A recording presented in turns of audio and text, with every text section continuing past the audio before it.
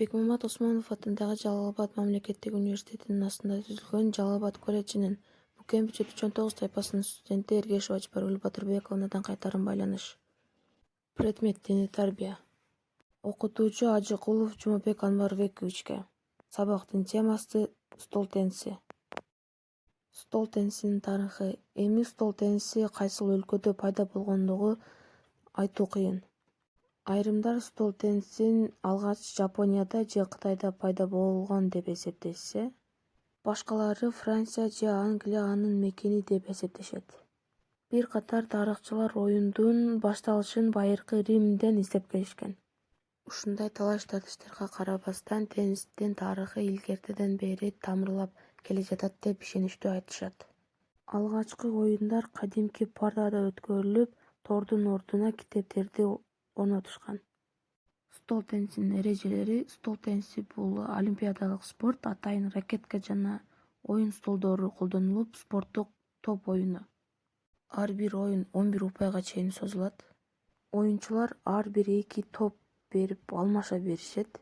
Эски эрежелерге ылайык оюн 21 упайга чейин созулуп, оюнчулар 5 топ берип кезектешип беришет.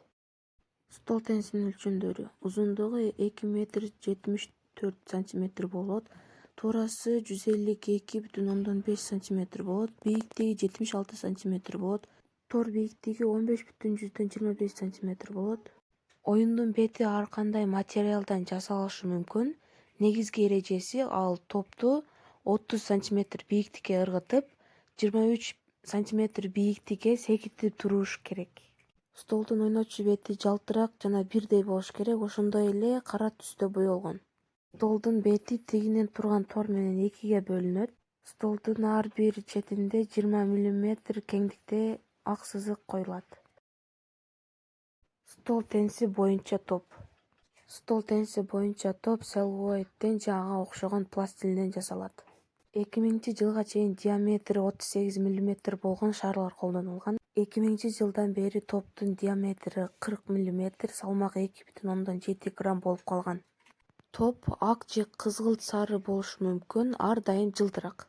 Башка түстөгү топтор 2007-жылдан бери эл аралык сынактарда колдонулбайт. Стол теннисинин ракеткасы. Оюнда эки жакта бирден же экиден резина менен капталган жыгачтан жасалган ракеткалар колдонулат. Ракетканын бир тарабы кара, экинчи тарабы ачык кызыл болуш керек.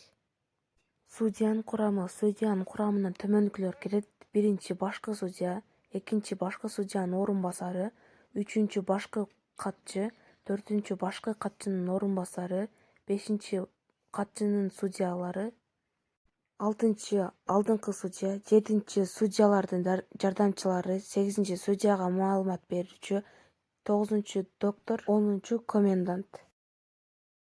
Теннис ар кандай кыймыл-аракеттерге бай келип, тез кыймыл-аракетти, көрөгөчтүктү, чыдамкайлыкты, тактыкты өрчүтөт.